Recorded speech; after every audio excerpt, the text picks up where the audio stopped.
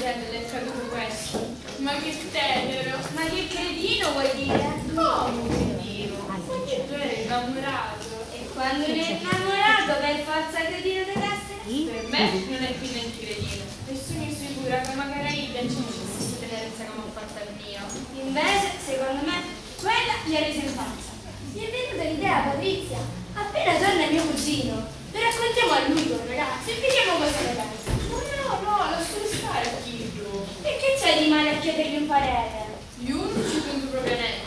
Mi sento che non c'è un tipo di sicuro. E allora raccontagliela tu. Se no, poi mi dici che l'ho influenzato io per il modo in cui l'ho raccontata.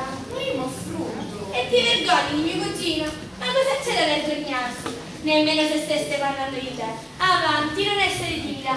Per quanto a me veramente tu non risulti così timida.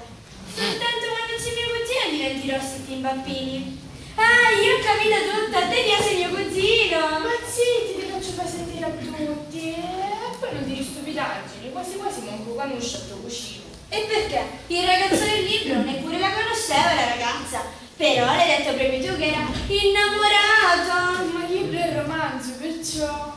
Ma io ho deciso e leggeremo mio cugino, giudice di questo dibattito. Vi racconteremo la storiella che abbiamo letto in questo romanzo e lui ci darà la sua opinione di giovanotto moderno. Vedrai che ci sta. Ma io non voglio, lasciamo perdere. E se muoio chi vince? Ma che c'entra vincere? Ma cosa stiamo facendo a guerra? Oh, ma che c'è di tanto tragico in tutto questo?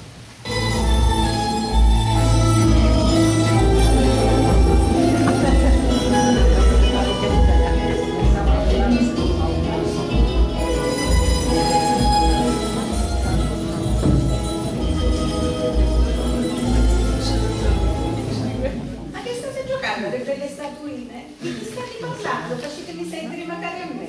Senti, nonna, di una cosa che mi hai detto da sto romanzo. E buttatevela magari a me sta cosa, sentiamo. Ecco Patrizia, racconta, così ascolta anche tua nonna che ci potrà dare il suo parere di persona che se ne intende di uomini.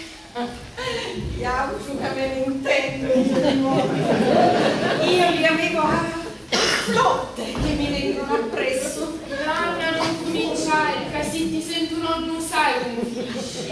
Basta, non ho capito. Le racconto io, se non ti trovi tutte le scuse. Allora, signora Viletta, ascolti. A un ragazzo piace la ragazza che abita proprio di fronte a casa sua, come Nino qua con Patrizia. Punta su a contare, senza riuscire a fare lo seminato. Va bene. Perciò, questo ragazzo però è molto timido e non sa come fare per avvicinare la ragazza. Un giorno la vede uscire di casa per andare a fare la spesa. Così il ragazzo si arma di coraggio e le va dietro. A un certo punto la ragazza entra in una latteria per comprarsi le uova. Allora il ragazzo viene in mente un'idea luminosa. Che idea, sentiamo. Questa, compra pure un uovo, corri dietro la ragazza, le mostra l'uovo e le dice: sì, signorina, le è caduto questo. Che c'è di dire di tanto? Ah, io non hai caputo meglio. A ridere. L'uovo le era caduto e lui lo teneva in mano sano. Ma che scelto, se l'uovo ci cascava in terra e si rompeva tutto, no? Ma si capisci che era una scusa chi dai l'uovo. Luca Russo non aveva trovato niente di meglio. A mia mi pare una cosa molto romantica, ecco. Tu che ne dici? Nino l'avrebbe fatta una cosa così? Ma che c'entra? Una vita normale uno non è che si può mettere a fare così dei romanzi. Ma Picchillo che era timido, presentarci dopo ci aveva costato sicuro. Ma perché a quegli tempi roba euro troppo cari? No, signora Viletta.